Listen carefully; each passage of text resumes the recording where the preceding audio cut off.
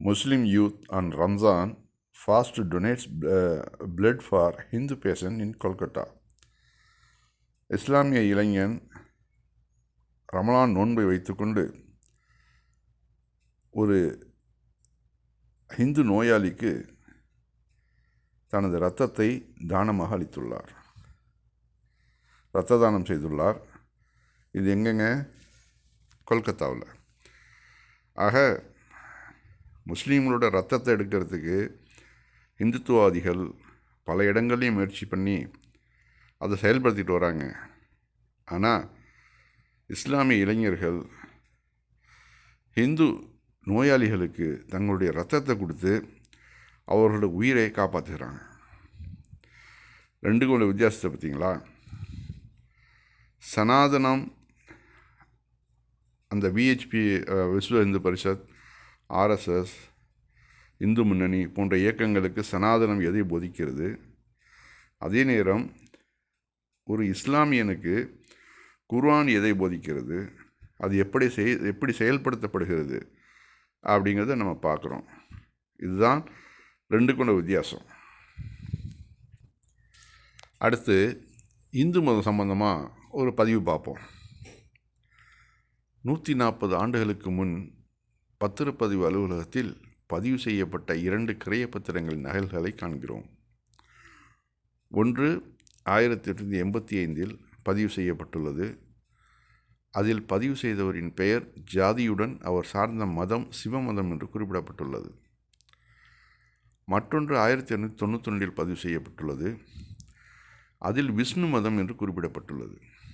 இதிலிருந்து இந்து மதம் என்ற சொல்லாடலே 140 ஆண்டுகளுக்கு முன் இல்லை என்பதையே இந்த பத்திரங்கள் தெளிவாக புரிய வைக்கின்றன. ஆதியில் இல்லாத இந்து மதம் பாதியில் எப்போது எப்படி நுழைந்தது? இந்த பதிவு உண்மையிலேயே சிந்திக்கத்தக்க ஒரு பதிவு.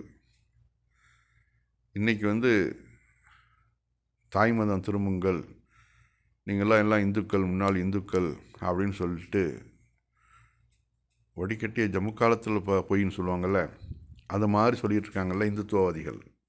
அவர்களுக்கு ஒரு நல்ல புரிதலை கொடுக்கக்கூடியது தான் இது. அதில் நீங்கள் பாருங்கள், ஒன்றில் சிவமதம் அப்படின்னு போட்டிருக்குது, இன்னொன்று விஷ்ணு மதம்னு ஒன்று போட்டிருக்குது. ரெண்டுமே பத்திரப்பதிவு எப்போ நடந்ததுங்க? 140 ஆண்டுகளுக்கு முன்னால் தான் இந்த பத்திரப்பதிவு நடந்திருக்குது.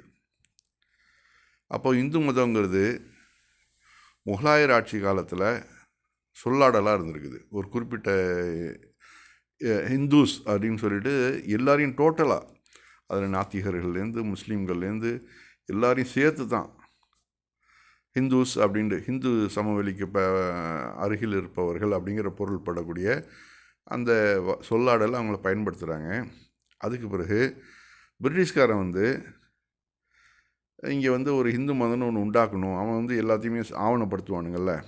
அதனால் இந்து மதத்துன்னு என்ன செய்யலாம், அதுக்கு என்ன ஒரு வரையறை வைக்கலாம் அப்படின்னு சொல்லும்போது, முஸ்லீம்கள், கிறிஸ்துவர்கள், பார்சிகள் இவர்களெல்லாம் இல்லாத ஒரு குரூப் இருக்காங்கள்ல, அவர்கள் இந்து மதமாக வச்சுக்கோங்க அப்படின்னு சொல்லிட்டு வெள்ளைக்காரன் அதை ரிஜிஸ்டர் பண்ணிடுறான்.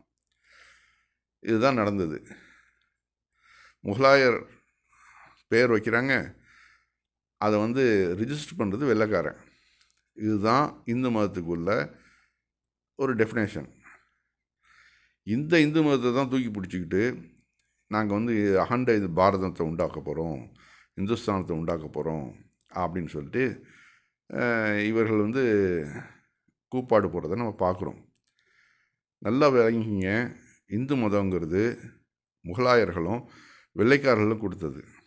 அவர்களுக்கு நன்றி மறந்து நடக்க வேண்டாம் இந்துத்துவவாதிகள். ஏன்னா இன்றைக்கி பிராமணியம் ஓரளவு கட்டுக்கோப்பாக இருக்குது, அவர்களுக்கு இருப்புக்கு எந்த ஒரு பாதிப்பும் இல்லாமல் இருக்கிறதுக்கு காரணமே இந்து மதங்கிற கொடையில் எல்லா ஜாதிகளையும் கொண்டு இணைச்சதுனால, பிராமணுக்கு ஒன்று பிரச்சனைனா எல்லாம் இந்து மதத்துக்கு பிரச்சனைன்னு சொல்லி எல்லாரையும் கூப்பிட்டு ஒன்றாக்கிக்கிறது ஒரு வசதியாக இருக்குது. இப்போ அதுக்கு நீங்கள் முஸ்லீம்களுக்கும் கிறிஸ்தவர்களுக்கும் நன்றி கடன் பட்டிருக்கணும்.